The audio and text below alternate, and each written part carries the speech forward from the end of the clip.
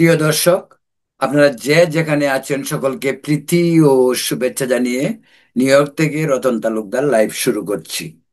আজকে আম, বিষয়টি গতকালকের একটি ভিডিওর ধারাবাহিকতা বলা যেতে পারে।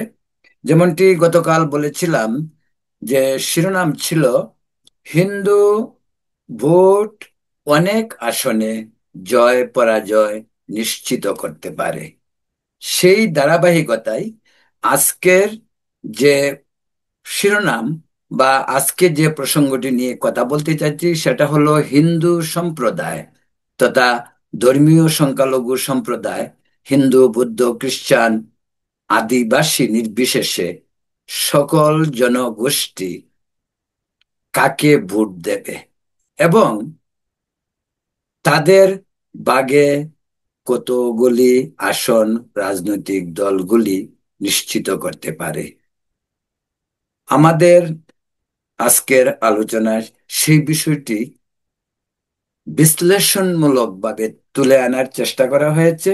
আপনাদেরকে আমি আগেই বলেছি যে বাংলাদেশে 300 আসনের জাতীয় সংসদের নির্বাচন আগামী ফেব্রুয়ারিতে এই অন্তর্বর্তীকালীন সরকারের যে প্রক্রিয়ায় নির্বাচন কমিশনকে যেভাবে সংস্কার করে ঢেলে সাজানো হয়েছে, সেই নির্বাচনের তাফসিল ঘোষণা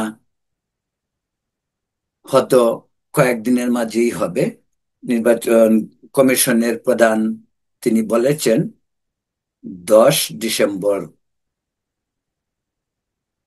তিনি ভাষণ দেবেন এবং সেই রেকর্ডেড ভাষণ সম্প্রচারিত হবে ইলেকট্রনিক্স মিডিয়া এবং জাতীয় পত্রপত্রিকায়। তো প্রিয় দর্শক, বলছিলাম বাংলাদেশের সর্বোচ্চ এখন পর্যন্ত যতটুকু জানা যায় সূত্র মতে বাংলাদেশে নির্বাচনের প্রস্তুতি প্রধান রাজনৈতিক দলগুলো একেবারে হাতের মুঠোতে রেখেছে।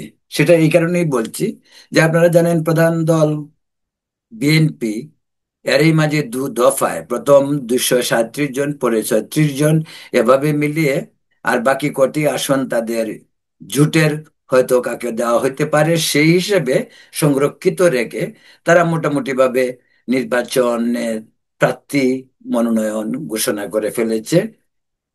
তেমনি ভাবে জামাত তাদের যে প্রার্থী ঘোষণা সেরে ফেলেছে। অন্যান্য ছোট রাজনৈতিক দলগুলি হয়তো জোটবদ্ধভাবে ইদার বিএনপি জামাত তাদের সঙ্গে নির্বাচন করবে। তবে আজকে আরেকটি খবর যেটি বেরিয়েছে, দুটি জাতীয় পার্টির দু গ্রুপ তারা একত্রিত হয়ে একটি জোট গঠন করেছে। সেই জোটে তাদের সঙ্গে রয়েছে প্রায় 20টি ছোটখাটো রাজনৈতিক দল। তো সেই বিষয়ে পরে কথা বলা যাবে। যেটা বলছিলাম যে সেটা হলো আমাদের আসন্ন নির্বাচনে সর্বমোট ভোটের সংখ্যা 6,48,00,000। তার মাঝে প্রায় 50-50 মহিলা এবং পুরুষ। সেই তথ্য থেকেই জানা যায় যে বাংলাদেশে ধর্মীয় সংখ্যালঘুদের ভোটের সংখ্যা 1.5 কোটি প্রায়। তার মাঝে প্রায় 100টি আসনে, যেটা কালকে বলেছিলাম যে 100টি আসনে হিন্দু বৌদ্ধ খ্রিস্টান আদিবাসী সম্প্রদায় প্রভাবিত করতে পারে ফলাফলকে। সেই হিসেবে গতকালকে আমি বিভিন্ন জেলার বা কোন আসনগুলিতে কত হিন্দুদের সংখ্যা সেটা বলেছিলাম। আজ সেখানে যাচ্ছি না। আজ যে বিষয়টি নিয়ে কথা বলতে চাচ্ছি যে সেই হিন্দু 1.5 কোটি ভোটারের অবস্থানটা বাংলাদেশে কোথায়। সত্যিকার অর্থে যে সারা বাংলাদেশে হিন্দুদের বিক্ষিপ্তভাবে বসবাস, তার মধ্যে বিশেষ করে সিলেট, ময়মনসিংহ, ফরিদপুর, চট্টগ্রাম, রাজশাহী, রংপুর, হিন্দুদের অবস্থান সবচেয়ে বেশি কুমিল্লার ব্রাহ্মণবাড়িয়া। তো সেই যদি হয়, সেই হিসেবে কিন্তু বিশেষ করে যে ভূমিকা রাখতে পারে যে সমস্ত জেলাগুলি, সেই জেলাগুলির মাঝে রয়েছে ময়মনসিংহের কিশোরগঞ্জ, নেত্রকোনা, ময়মনসিংহ সদর, শেরপুর, সিলেটের হবিগঞ্জ, মৌলভীবাজার, সুনামগঞ্জ, সিলেট এবং ফরিদপুরের ফরিদপুর, রাজবাড়ী, মাদারীপুর, শরীয়তপুর, বরিশালের কয়েকটি উপজেলা, খুলনার একটি বৃহৎ হিন্দু জনগোষ্ঠীর সে বসবাস করেন। তো খুলনা, বাগেরহাট, সাতক্ষীরা, এদিকে উত্তরবঙ্গে ঠাকুরগাঁও, গাইবান্ধা, পঞ্চগড়, নীলফামারী, এই সমস্ত এলাকা, বিশেষ করে রংপুরের একটি সাইড, সিলেট, রাজশাহী। তো এই সমস্ত এলাকাগুলি থেকে হিন্দুদের যে সমস্ত সংখ্যাগরিষ্ঠ ভোটের সাথে প্রায় সমপর্যায়ে ভোটের একটি সংখ্যানুপাত লক্ষ্য করা যায়, সেই সংখ্যানুপাতেই কিন্তু বলা হচ্ছে 100টি আসনে নির্বাচনে জয় পরাজয় নিশ্চিত করতে পারে সংখ্যালঘু ভোট। প্রিয় দর্শক, এখানে একটি কথা বলা প্রয়োজন এবং আমি সেটা বলতেও চাচ্ছি অকপটে। সেটা হলো, সংখ্যালঘু সম্প্রদায় কিন্তু বাংলাদেশের সবসময়, যদি বিষয়টা অনেকটাই আমি মনে করি দুঃখজনক। জিনিসটাকে এইভাবে বিচার বিবেচনা করা ঠিক নয়, কারণ আমরা স্বাধীন দেশ, হিন্দু, বৌদ্ধ, খ্রিস্টান, মুসলিম, আমরা সকলে মিলে 71 এই দেশটি সাধন করেছি। এই দেশের নাগরিক আমরা সবাই। সমতার ভিত্তিতে এই দেশে মানুষের আকাঙ্ক্ষা, মানুষের অধিকার, মানুষের প্রাপ্তি, সেটা মাঝে এক ধরনের সমতা থাকবে, থাকবে বৈষম্যহীন। সেখানে ধর্মীয় পরিচয়টা রাজনৈতিক পরিচয়ের কাছে গৌণ হয়ে যাওয়ার কথা, যদিও দুঃখজনকভাবে আমাদের দেশে ধর্মীয় রাজনীতির এক ধরনের উন্মাদনা আমরা লক্ষ্য করতে পারছি। এবং সেই উন্মাদনায় দুঃখজনকভাবে হলেও সত্য, সংখ্যাগরিষ্ঠ মুসলিম সম্প্রদায় এবং ধর্মীয় সংখ্যালঘু সম্প্রদায়ের মাঝে এক ধরনের দূরত্ব তৈরি হয়েছে। এবং সেই দূরত্ব একদিনে হয়নি, সেই দূরত্ব দীর্ঘদিনের পথ চলা। সেই 72 থেকে আজকে 2025, এই 54-55 বয়সে বাংলাদেশে গণতন্ত্র যেমন হুচুট খেয়েছে, নির্বাচনী সিস্টেম, নির্বাচন প্রক্রিয়াও বারবার অনেক বাধার সম্মুখীন হয়েছে। বাংলাদেশের নির্বাচন যদি ধরা হয়, 72-70-এর নির্বাচনের পর 72-এর নির্বাচন থেকে একেবারে 2025-24-এর নির্বাচন পর্যন্ত, প্রতিটি নির্বাচনের আগে ও পরে ধর্মীয় সংখ্যালঘুদের উপর নেমে এসেছে বিপর্যয়, এক ধরনের নিপীড়ন, নির্যাতন, উপাসনালয়ে আক্রমণ, অনেক কিছু। একমাত্র ব্যতিক্রম ছিল 2008 সালের নির্বাচনে, সেই বিষয়টি লক্ষ্য করা যায়নি। তো যা বলছিলাম, যে হিন্দুদেরকে ভোট ব্যাংক বানানো হয়েছিল দেশ স্বাধীন হওয়ার পর। সেই ভোট ব্যাংকটা কার ছিল? আওয়ামী লীগের। এবং এটা নির্দ্বিধায় বলে দেওয়া হতো, হিন্দু মানেই আওয়ামী লীগ, বৌদ্ধ খ্রিস্টান মানেই আওয়ামী লীগ, তারা নৌকা মার্কায় ভোট দিবে। তো সংখ্যালঘু সম্প্রদায় কেন আওয়ামী লীগকে ভোট দিবে, সেটার যুক্তি, তর্ক, গল্প অনেক কিছুই করা যেতে পারে। তবে জেনারেলি একটি কথা বলা যেতে পারে, যে সংখ্যালঘু সম্প্রদায়, সেটা শুধু আমাদের দেশের বেলায় নয়, ভারতের বেলায়ও প্রযোজ্য। যেমনটি ধরুন, আমাদের দেশের সংখ্যালঘুরা সংখ্যালঘু হওয়ার পরে, সংখ্যালঘু শব্দটি আগে ছিল না, স্বাধীন দেশে থাকার কথা ছিল না, কিন্তু ধর্মীয় সংখ্যালঘুদের যেহেতু সংখ্যালঘু বানানো হয়েছে, তো তার অধিকারটাও ঠিক ঠিক সেরকমই থাকার দরকার। তার তার তার যে পার্সেন্টেজ, তার যে সংখ্যানুপাত, যেটা মানে হোল ডেমোগ্রাফি, যে আমাদের যে সিস্টেম, সেই সিস্টেমে যে সেটা সেটা যত পার্সেন্টেজ হোক, সর্বক্ষেত্রেই সেই পার্সেন্টেজের একটি ছবি হয়তো আমাদের কাছে দেখা যেত, যদি সত্যিকার গণতন্ত্রের চর্চা এবং গণতন্ত্র যদি প্রাতিষ্ঠানিক রূপ নিত। দুঃখজনকভাবে সেটি সম্ভব হয়নি বিভিন্ন রাজনৈতিক কারণে।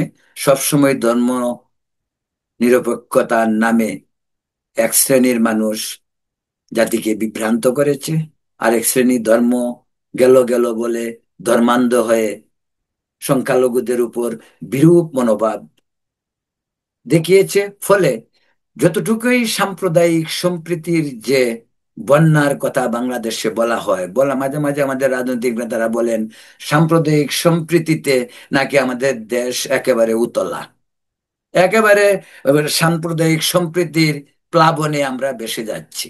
কিন্তু সত্যি কথা বলতে কি, ছবিটা কি তাই? সেই ছবি কি আমরা দেখতে পারি? না, আমরা সেই ছবি দেখতে পাচ্ছি না। বলছিলাম ভোট ব্যাংকের কথা। প্রিয় দর্শক, ভোট ব্যাংক আওয়ামী লীগের, হিন্দু ভোট ব্যাংক, এ নির্দ্বিধায় সকলে বলে দেয়। আমাদের পশ্চিমবঙ্গেও কিন্তু ওই যে মমতা ব্যানার্জি বলছে কি, মুসলিমরা পশ্চিমবঙ্গে ভোট ব্যাংক। এই জন্য মমতা ব্যানার্জি বলেছিলেন পশ্চিমবঙ্গে, যে পশ্চিমবঙ্গের মুসলিম ভোটাররা দুধেল গাই, মানে যে গাই দুধ দেয়, তো সেই গাইকে লালন পালন সেবা সুযোগ সুবিধা দেওয়া একান্ত প্রয়োজন। কিন্তু সেই মমতা ব্যানার্জির মতো বাংলাদেশের ভোট ব্যাংক হিন্দুরা যদি, তো হিন্দুরাও তো দুধেল গাই হইতে পারে, কিন্তু সেই পরিমাণ সুযোগ সুবিধা এবং তাদেরকে আদর আপ্যায়ন, সেটা কি রাজনৈতিক দলগুলির কাছ থেকে গত 54 বছরে বাংলাদেশের ধর্মীয় সংখ্যালঘু সম্প্রদায় পেয়েছে? না, কেবলই ব্লেম দেওয়া হচ্ছে হিন্দুরা ভোট ব্যাংক, হিন্দুরা আওয়ামী লীগকে ভোট দেয়, হিন্দুরা আওয়ামী লীগের ঘরের গোয়ালের গরুর মতো। এই পরিস্থিতি থেকে আমাদের নির্বাচন আসলেই, যেহেতু হিন্দুরা আওয়ামী লীগের, সেহেতু অন্য বিরোধী দলগুলো তাদের প্রতি ক্ষিপ্ত হবে, ন্যাচারালি সেটাই ক্ষিপ্ত হওয়ার কথা। সেই থেকেই কিন্তু দূরত্বটা হিন্দুদের সঙ্গে অন্যান্য রাজনৈতিক দলগুলির দূরত্ব বেড়েছে। পাশাপাশি যেহেতু হিন্দুরা আওয়ামী লীগকে ভোট দেয়, বা আওয়ামী লীগ হিন্দুদেরকে তথাকথিত নিরাপত্তার নামে নিরাপত্তার গ্যারেন্টি দেয়, এ, অনেক বোকা হিন্দু যারা মনে করে যে আওয়ামী লীগ আমাদেরকে নিরাপত্তা দিবে, আমরা আওয়ামী লীগ করবো, আওয়ামী লীগের নৌকায় ভোট দিব। যে কারণে অন্যান্য ধর্মীয়, অন্যান্য সংগঠনগুলি, ধর্মীয় অন্যান্য রাজনৈতিক সংগঠন, যেমন বিএনপি ধরা যায়, এত বড় একটি দল বিএনপি, যে বিএনপি দেশে তিনবার রাষ্ট্র ক্ষমতা চালিয়েছে। বিএনপির প্রতিষ্ঠাতা জিয়াউর রহমান, তারপরে স্বৈরাচার এরশাদ, তারপরে বিএনপির খালেদা জিয়ার নেতৃত্বে তিনবার। কিন্তু বিএনপিতে কিন্তু সেই পরিমাণ উল্লেখযোগ্য হিন্দু সম্প্রদায়ের উপস্থিতি ছিল না। কেন ছিল না? তারা হয়তো নিরাপত্তা বোধ করেনি, সেটা হইতে পারে। আওয়ামী লীগ হয়তো নিরাপত্তা বোধে, সেটাই বলছি, আওয়ামী লীগের তথাকথিত নিরাপত্তার প্রতিশ্রুতিতে বাংলাদেশের ধর্মীয় সংখ্যালঘু সম্প্রদায় যদি বলা হয় ধোঁকা খেয়েছে, আমার মনে হয় বাড়িয়ে বলা হবে না। এবং বাস্তবেও তাই হয়েছে। আওয়ামী লীগের পরের 15 বছর, আমি 96-এর কথা বলছি না, পরের 15 বছর, 2009 থেকে 24 পর্যন্ত হিন্দু সম্প্রদায়ের উপর এমন কোনো নিগ্রহ, এমন কোনো অত্যাচার হয়নি যা পূর্বের সমস্ত রেকর্ডকে হার মানিয়েছে। সেটা হোক মন্দিরে আক্রমণ, সেটা হোক জমি দখল, সেটা হোক বাংলাদেশ থেকে নীরবে মানুষদেরকে বিতাড়ন, ভারতে আশ্রয় নেওয়া, এসব কিছু মিলিয়ে এক কথা সংখ্যালঘুদের উপর আওয়ামী লীগের আমলে যে দুর্বিষহ অত্যাচার হয়েছে তা বর্ণনা। তবে সবচেয়ে বড় ক্ষতি আওয়ামী লীগ যেটা করেছে, সেটা হলো আরো ভয়াবহ। কেমন ভয়াবহ? সেটা শুনুন একটু গুরুত্ব দিয়ে। সেটা হলো, এই ভোট ব্যাংক কিন্তু আওয়ামী লীগ নিজেই ভোট ব্যাংকে ভেঙে দিয়েছে। কিভাবে? আওয়ামী লীগ পরবর্তীতে 14, 14, 18 এবং 24-এর নির্বাচনে আওয়ামী লীগ কিন্তু হিন্দুদেরকে কাউন্টও করেনি। তাদের হিন্দু ভোট আর ভোট ব্যাংক ছিল না। কারণ ইলেকশনেই হয়েছে এমন ভাবে যে হিন্দুদেরকে আর প্রয়োজন নেই, হিন্দুদেরকে গুরুত্বহীন করে দেওয়া। যে ভোট ব্যাংক ছিল হিন্দু, সেই হিন্দু ভোট ব্যাংকেও, আমি ভোট ব্যাংকে বিশ্বাসী না, তবু যে কথিত ভোট ব্যাংক আওয়ামী লীগের পাল্লায় ছিল, সেটা কিন্তু আওয়ামী লীগ নিজেই ভেঙে দিয়েছে। কেমন ভাবে ভেঙে? ওদেরকে গুরুত্বহীন করে দিয়েছে। আর ভোট ব্যাংকেই নাই, আওয়ামী লীগে হিন্দুদের ভোটেরই দরকার নাই, হিন্দুদের ভোটের কোনো প্রয়োজনীয়তা নাই। যেখানে সংখ্যাগরিষ্ঠ মানুষের ভোটেই নির্বাচন নেই, সেখানে সংখ্যালঘুদের ভোটের আর কি গুরুত্ব থাকতে পারে? এবং আওয়ামী লীগ সেই গুরুত্বটুকু দেয়নি। এবং আওয়ামী লীগ মনে করেছে আর হিন্দুদের ভোটের দরকার নেই, তাই আওয়ামী লীগ হেঁটেছে ভিন্ন রাস্তায়। কিন্তু আজকের পরিস্থিতি কিন্তু চেঞ্জ হয়েছে। আমি মনে করি হিন্দু সম্প্রদায়ের জন্য, বা হিন্দু বৌদ্ধ খ্রিস্টান সমস্ত সম্প্রদায়ের জন্য, 5 আগস্টের পরে, যে বিপ্লবের পরে যে বাংলাদেশ আজকের, সেই বাংলাদেশে ধর্মীয় সংখ্যালঘুদের জন্য অন্তত নির্বাচনের ব্যাপারে, ভোটাধিকারের ব্যাপারে এক নতুন দিগন্তের উন্মোচন হয়েছে এই কারণেই, যে কারণে আজকে আমরা বলতে পারছি যে 100 আসনে হিন্দুদের ভোট ম্যাটার করে, জয় পরাজয় নিশ্চিত করে। এখন এক হিসেবে আমরা সেই আগের ভোট ব্যাংকে ফিরে এলাম। এখন কাউন্ট হচ্ছে হিন্দুরা কাকে ভোট দেবে, হিন্দুরা ভোট কেন্দ্রে যাবে, নাকি শেখ হাসিনা দিল্লি থেকে বলবেন ভোট কেন্দ্রে যাওয়ার দরকার নেই। সেটা তো আওয়ামী লীগের কিছু লোক শুনতে পারে। আমি কালকেও বলেছি যে হিন্দুরা এই কথায়, মিষ্টি কথায়, যে বলে আমাদের দেশে, আমাদের ময়মনসিংহে বলে, মিষ্টি কথায় চিড়ে ভিজে না। তো মিষ্টি কথায় বোধহয় এবার সংখ্যালঘুদের চিড়ে বুঝবে না। যদি দেশে নির্বাচন হয়, আমি যদি কথাটা বারবার বলি, নির্বাচনে এখনো অনিশ্চিত, তবে দেশ নির্বাচনের দিকে যাচ্ছে, এটা নিশ্চিত। নির্বাচন ফেব্রুয়ারিতে হবে না পরবর্তীতে জুনে হবে না পরের ফেব্রুয়ারিতে হবে, অনেক কথা তার মাঝে থাকতে পারে। অন্তর্বর্তীকালীন সরকারের নির্বাচন নিয়ে যেসব ভূমিকা, আর কদিন পর পরে বিভিন্ন ধরনের যে নাটক চলছে, সেই নাটক শেষ পর্যন্ত কোথায় দাঁড়াবে? যদি বলা হয় যে আপাতত নির্বাচন হচ্ছে না, নির্বাচন হবে আরো 2 বছর পরে, অবাক হওয়ার কিছু নেই, আমি অন্তত বিস্মিত হব না। তো প্রিয় দর্শক, যেটা বলছিলাম যে এই হলো নির্বাচন। এখন যেহেতু নির্বাচন হবে, বা নির্বাচন হওয়ার একটি পরিবেশের কথা শোনা যাচ্ছে, মানুষ অনেক কিছুই চিন্তা করে যে নির্বাচন হবে কি হবে না, সেই সমস্ত বিষয়গুলি আগেই বলছি যে অনেক ধরনের সব ইসে হইতে পারে, ষড়যন্ত্র হইতে পারে, প্রশ্ন উঠতে পারে। আওয়ামী লীগ নির্বাচনে নিয়ে এত বড় দল নির্বাচনের বাইরে রেখে দেশি বিদেশি আন্তর্জাতিক সম্প্রদায়ের কাছে এই নির্বাচন কতটুকু গ্রহণযোগ্য হতে পারে? আমি ব্যক্তিগতভাবেও আমি মনে করি নির্বাচনের সকল দলের অংশগ্রহণ বাঞ্ছনীয়। এবং আমি নিজে মনে করি দোষ করেছে শেখ হাসিনা, দোষ করেছে আওয়ামী লীগের কতিপয় মন্ত্রী, শেখ হাসিনার সিন্ডিকেট। কিন্তু আওয়ামী লীগের কি দোষ করেছে? আওয়ামী লীগ মুক্তিযুদ্ধের পক্ষের দল। আমি মনে করি আওয়ামী লীগকে সংশোধিত হয়ে আওয়ামী লীগকে নির্বাচনে অংশগ্রহণের সুযোগ দেওয়া উচিত। এবং তখনই দেশি এবং আন্তর্জাতিকভাবে নির্বাচনটি গ্রহণযোগ্য হবে। আমাদের প্রধান উপদেষ্টা বলছেন যে নির্বাচন হবে একেবারে স্মরণকালের ইতিহাসে মানে বিশাল নির্বাচন, এমন নির্বাচন নাকি আগে কেউ কখনো দেখেনি। তা আমরা এটা দেখতে চাই। তো এটা দেখতে চাইলে আমাদেরকে দেশের বৃহত্তম রাজনৈতিক দল আওয়ামী লীগ এবং বিএনপির, জাতীয় পার্টি, 14 দল, এনসিপি, জামাত, সকলকে অংশগ্রহণের যে নির্বাচন হবে, সেই নির্বাচনটি হবে সকলের কাছে গ্রহণযোগ্য। এটা নিশ্চিত, আওয়ামী লীগ যদি নির্বাচনে অংশ নেয়, সেই আওয়ামী লীগের নির্বাচনের যে ফলাফল হবে, সেখানে আওয়ামী লীগ ক্ষমতায় আসবে, সেটা চিন্তার কোনো কারণ নেই। সেটা হচ্ছে না, এইটুক অন্তত গ্যারান্টি আমি দিতে পারি। বাংলাদেশের জনগণ আওয়ামী লীগ কর্তৃক যে ধরনের ভীতি, আতঙ্ক এবং আওয়ামী দুঃশাসনের যে ছবি গত 14-15 বছর দেখেছে, এই আওয়ামী লীগকে এখনই জনগণ ভোট দিবে, এটা হোক মুসলিম, হোক হিন্দু, হোক বুদ্ধ, খ্রিস্টান, আই ডাউট ইট।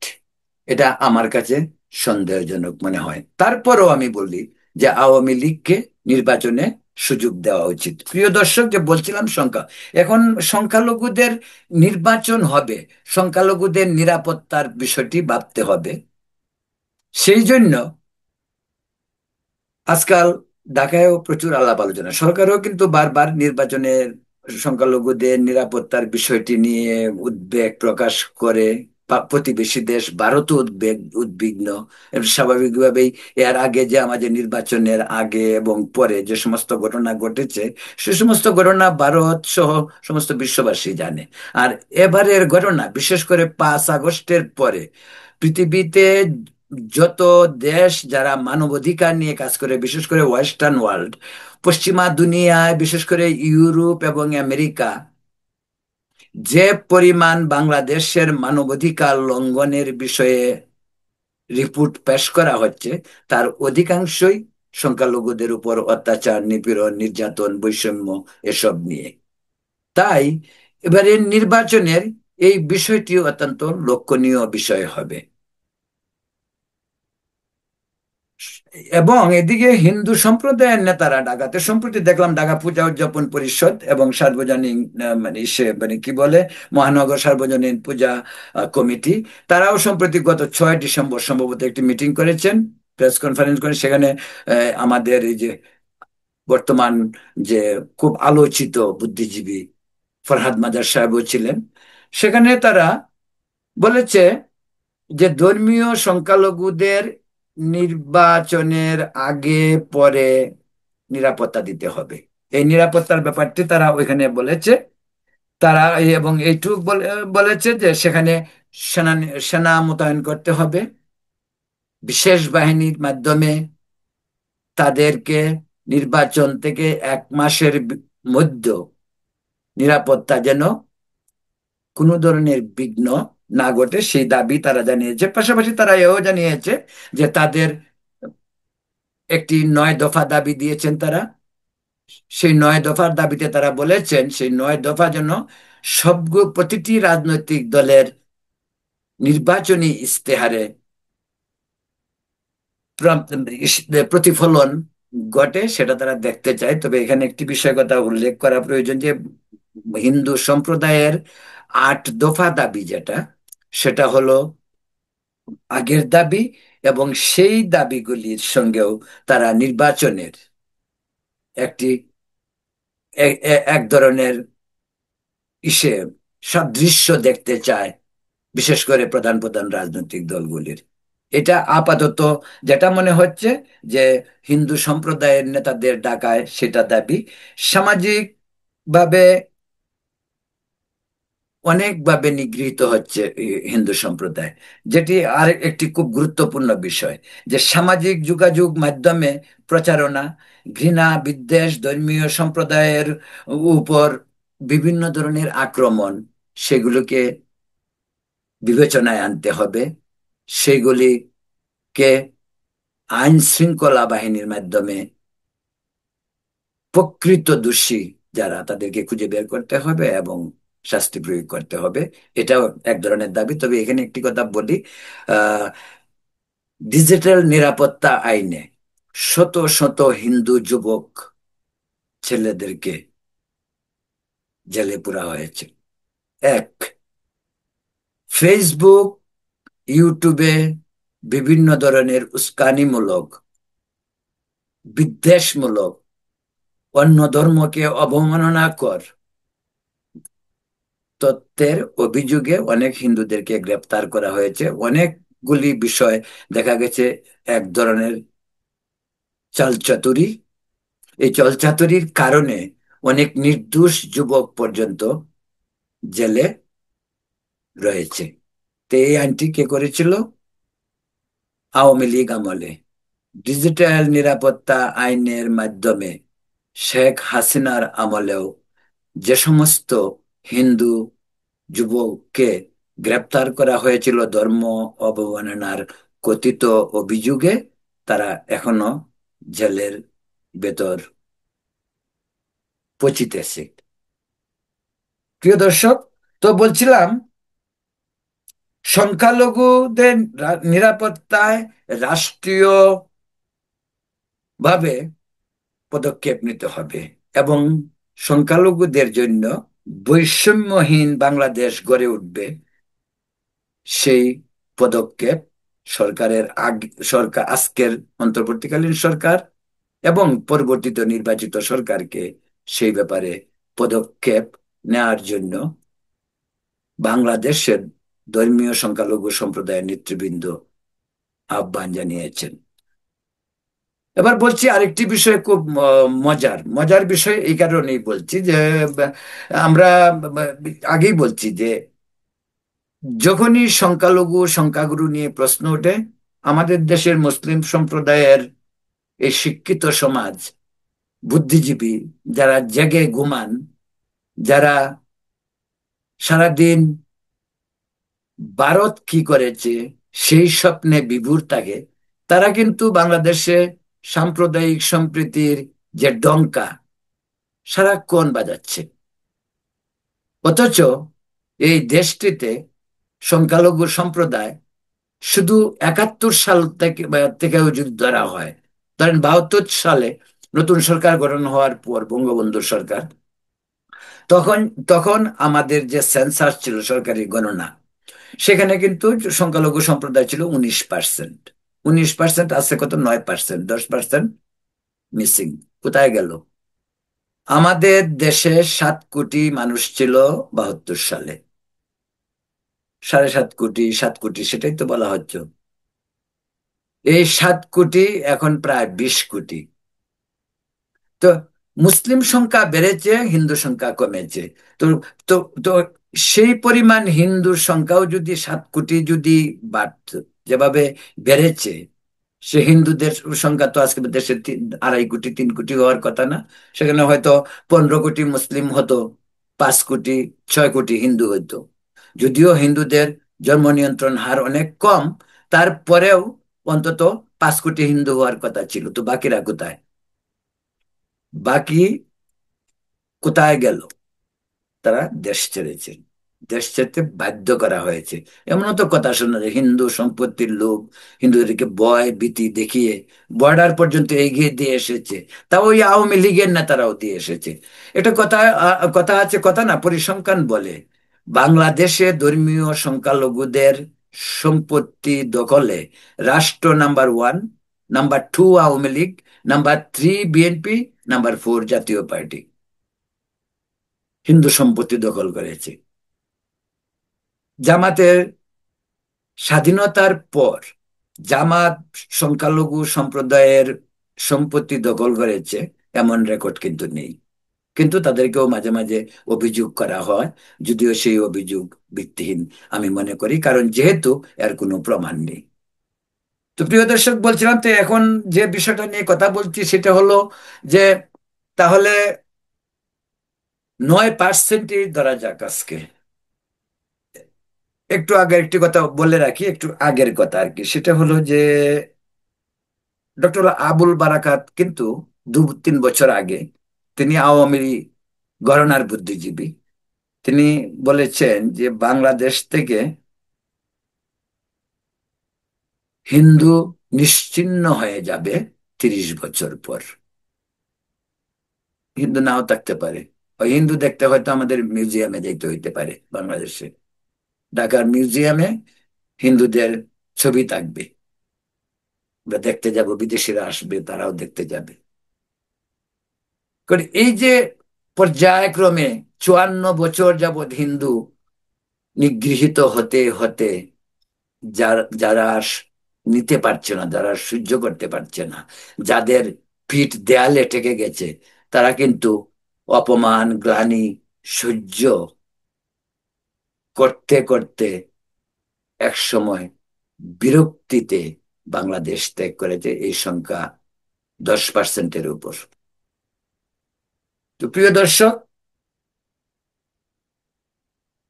শুধু শেখ হাসিনার 15 বছরে, শেখ হাসিনা সরকারের, আওয়ামী লীগ সরকারের 15 বছরে বাংলাদেশে ধর্মীয় সংখ্যালঘু নীরবে সরবে নীরবে দেশ ত্যাগ করেছে 5 থেকে 7%।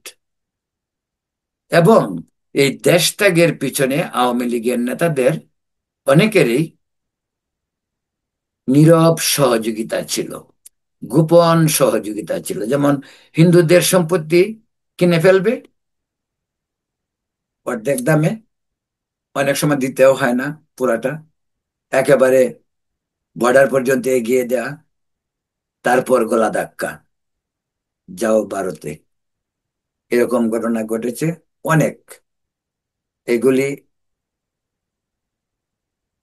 ইতিহাসে, এগুলি বিভিন্ন লেখকের লেখায়, মানবাধিকার সংস্থার রিপোর্ট, রাষ্ট্রীয়ভাবে ইউএস এবং ভারতের এবং ইউরোপিয়ান ইউনিয়নের বিভিন্ন তথ্য থেকে এই পরিসংখ্যান জানা যায়। বিষয়টি দুঃখজনক। যারা দুঃখজনক বলেই এই সমস্ত এত বড় বড় ইস্যু এড়িয়ে যায়। কিন্তু আমি মনে করি যে এখন একটি বিষয় হয়েছে, যেটা যদি নির্বাচন হয়, এই নির্বাচনের আগে এখন একটা শুভ সূচনা হয়তো হিন্দুদের জন্য আমি মনে করি লক্ষ্য করা যাচ্ছে। সেটা হলো নির্বাচন ঘিরে, আমি বলছি না যে হিন্দুরা একেবারে স্বর্গে উঠে গেছে, নির্বাচন ঘিরে একটি শুভ সূচনা, অন্তত ওদেরকে কাউন্ট করা হচ্ছে। সেটাই বলছিলাম যে শেখ হাসিনার 15 বছর আমলে হিন্দুরা তো মিসিং ছিল, মিসিং পিপল, মিসিং ভোট। কারণ তাদের ভোট দিতে হয়নি, তাদেরকে কাউন্টও করেনি। এখন কাউন্ট করতে হবে, সেটা জামাত করুক বিএনপি করুক, কাউন্ট করতে হবে। কারণ হিন্দুরা ভোট দিতে যাবে, তার তো ভোটটা আছে। হিন্দু বলে তো এমন না যে তার ভোটের মূল্য অর্ধেক, আর মুসলিম যে তার ভোটের মূল্য ফুল, এমন তো না। হিন্দুর ভোট মুসলিম ভোট সমান। তো হিন্দুকে তো ভোট দিতে যেতে হবে, তো কাকে ভোট দিবে? এই প্রসঙ্গটি এখন সবচেয়ে বড় প্রসঙ্গ। এখন আসুন, হিন্দু ভোট দিবে তার প্রতিনিধি কই? সংখ্যানুপাতে হিন্দু যদি 9% হন, 3 9 27, 27 জন পার্লামেন্টে হিন্দুদের থাকা উচিত কমপক্ষে আজকের দিনের যে পরিসংখ্যান। এবং এটা সরকারি পরিসংখ্যান, বেসরকারি পরিসংখ্যান হয়তো আরো বেশিও হইতে পারে। বাংলাদেশে একটি বিষয় কিন্তু প্রবণতা, ওইটা বহুত আগের থেকেই চলমান। সেটা হলো কি, যে হিন্দুদেরকে সংখ্যাটা কম দেখানো, হিন্দুদেরকে ভোটার কম করা, জনসংখ্যায় হিন্দুদেরকে কম দেখানো, এরকম অভিযোগ কিন্তু ভুরি ভুরি অনেক পাওয়া গেছে। অনেক লেখক, অনেক বিশেষজ্ঞ, তাদের লেখাতেও সেগুলি ফুটে উঠেছে। তাহলে বলছিলাম 27% ভোট, না, 27 জন সংসদ সদস্য যদি হিন্দুদের, বৌদ্ধ খ্রিস্টানদের মিলে হয়, যেটা এখন যে পরিসংখ্যান সেই সংখ্যানুপাতে, তাহলে আওয়ামী লীগ নির্বাচনে নেই, বিএনপি নাম্বার 1 দল। বিএনপি কজনকে মনোনয়ন দিয়েছে? 4 জন, 2 জন পাহাড়ি আর 2 জন বাংলাদেশ বাঙালি হিন্দু। আচ্ছা বলুন তো, গয়েশ্বরচন্দ্র রায় আর নিতাই রায় চৌধুরী, এই দুটি মুখ বিএনপির বলতে গেলে সবেদন নীলমণি, তারা ছাড়া আর কেউ নাই। তো বিএনপি আর পাহাড়ে 2 জন পাহাড়ি, অ্যাকচুয়ালি পাহাড়ে তো 3টি সিট, সেখানে 3টি সিটে একজন বিএনপি দেখলাম একজন মুসলিমকেও দিয়েছে, যদিও আওয়ামী লীগ আমলে 3জনেই তাকে পাহাড়িদের পক্ষ থেকে। তো বিএনপির কয়টা আসন পেল? 4টা আসনে। তো পার্সেন্টেজটা কি হলো এখন বুঝে নেন আপনারা। বিএনপি আর হিন্দু খুঁজে পায় না, দুঃখজনক, ভেরি স্যাড। জামাতে ইসলাম, আপনি কি আশা করেন? জামাতে ইসলাম কেন হিন্দুদেরকে নমিনেশন দিবে? জামাতের কাছ থেকে তো আপনি আশা করতে পারেন না, জামাত তো ইসলামিক দল না, দলটির নামই জামাতে ইসলামী। তারপরেও জামাতে ইসলামী দেশের বাস্তবতায় পরিবর্তিত পরিস্থিতিতে আজকে জামাত হিন্দু শাখাও পর্যন্ত খুলছে। খুলছে না শুধু, তারা নির্বাচনে কয়েকজন হিন্দুকে মনোনয়নও দেবে। জামাতে ইসলামীর সনাতন শাখা গঠিত হয়েছে, আপনারা পত্রপত্রিকায় নিশ্চয়ই দেখেছেন, বিভিন্ন জায়গায় কেউ কেউ জামাতে করতেই পারে, দেশের কিছু রাজনৈতিক দল তো করতেই পারে, কিন্তু জামাতের কাছ থেকে হিন্দুরা তো তেমন কিছু আশা করে না। তারপরেও যদি জামাত হিন্দু সদস্য নির্বাচিত করে, তাহলে এটা এক ধরনের বাড়তি পাওয়াই বলা যেতে পারে। অন্যান্য রাজনৈতিক দলগুলির কথা বলছি না, জাতীয় পার্টি জানি না কটা আসন দেবে, আর দিল্লি যে কজন পাশ করবে সেটাও আহ, বলা মুশকিল। আহ, অন্যান্য রাজনৈতিক দল তারা তো তাদের নিজদের অস্তিত্ব নিয়েই প্রশ্ন তাদের। তারা দলের প্রেসিডেন্ট, সেক্রেটারি, তারা নির্বাচন করে জামানত রাখতে পারবে কিনা এটাই সন্দেহ। আর তারা যদি কোনোভাবে জামাত বা বিএনপির সঙ্গে জোট বাঁধে, এবং ওই চেষ্টাই তারা করতেছে, জোট বেঁধে যদি অন্তত দলের সভাপতি সাধারণ সম্পাদক পাশ করে আসতে পারে, ওই পার্লামেন্টে চিৎকার করতে পারবে। এই তো। এছাড়া ওরা কি করতে পারবে? আজ পর্যন্ত দেখেন বাংলাদেশের যে রাজনৈতিক দলগুলি, সেই রাজনৈতিক দলগুলি থেকে ইদানিং ব্যাঙের ছাতার মতো গজিয়ে উঠেছে অনেকগুলি। দুজন দলের, দুজনেই নেতা, দুজনেই জনগণ, দুজনেই সবকিছু। ওদের ধান্দা হলো যে ওরা কোনোভাবে বিএনপি বা জামাত থেকে টিকিট পেলে যদি তারা পাশ করে আসে। প্রকারান্তরে এরা কিন্তু আবার এই একটা গ্রুপ ভিতরে ভিতরে জামাতপন্থী, আরেকটি গ্রুপ ভিতরে ভিতরে বিএনপি পন্থী। তো ওদের আর বিএনপি জামাত আলাদা, মানে ওদের দল আলাদা করার দরকারটা কি? ওরা তো বিএনপি জামাতে ঢুকে পড়তে পারে, তাই না?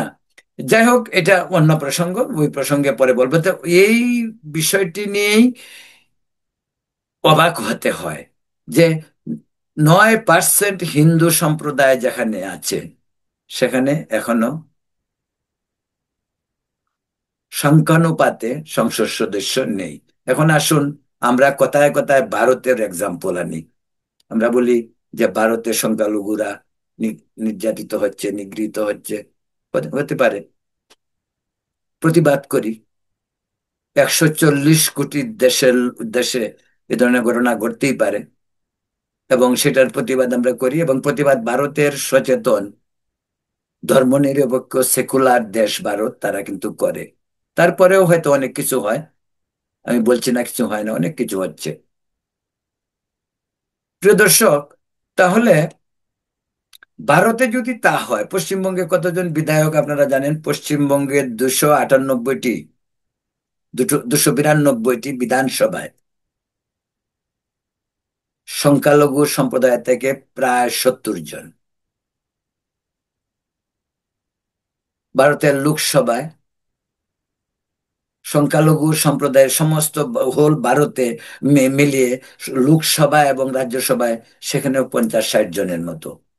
তা আমাদের দেশে ধরা যাক বিএনপি পাশ করলো, ক্ষমতায় গেল, ধরা যাক গয়েশ্বরও পাশ করেছে, ইসেও মানে নিতাই রায়চৌধুরীও পাশ করলো, আর পাহাড়ের 2 জন পাশ করলো, তো কতজন? 4 জন। তো আমাদের কি সংখ্যানুপাত, সরকারি সংখ্যানুপাত দাঁড়ালো?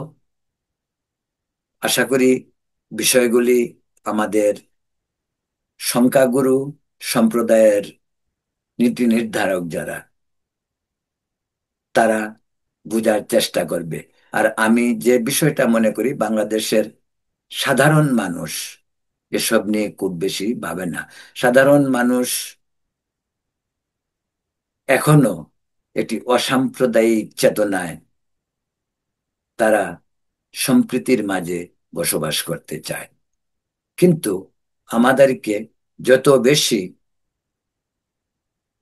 সাম্প্রদায়িক চেতনার দিকে ঠেলে দেওয়া হয়, সেটা করে কিন্তু শিক্ষিত লোক এবং সরকার এবং বড় বড় রাজনৈতিক দলগুলি। সাধারণ মানুষ এর আশেপাশেও নেই। বরং সাধারণ মানুষ গ্রামে গঞ্জে মফস্বলে যেখানেই যাবেন, দেখবেন হিন্দু মুসলিম কাঁধে কাঁধ মিলিয়ে বসবাস করছে। আমাদের দেশের সাম্প্রদায়িক সম্প্রীতির বিনষ্ট ও সংখ্যালঘুদের উপর অত্যাচার, নিপীড়ন, নির্যাতন সবকিছুর মূলে এই তথাকথিত শিক্ষিত সমাজ এবং সমাজের দুষ্ট লোকগুলি। প্রিয় দর্শক, এখন এই পর্যন্তই। পরবর্তীতে এই বিষয়গুলি, নির্বাচন সামনে আসছে, নির্বাচনের আগে এই বিষয়গুলি আরো বিশ্লেষণ করা হবে। এই পর্যন্ত আপনারা ভালো থাকুন, সুস্থ থাকুন। শুভ রাত্রি।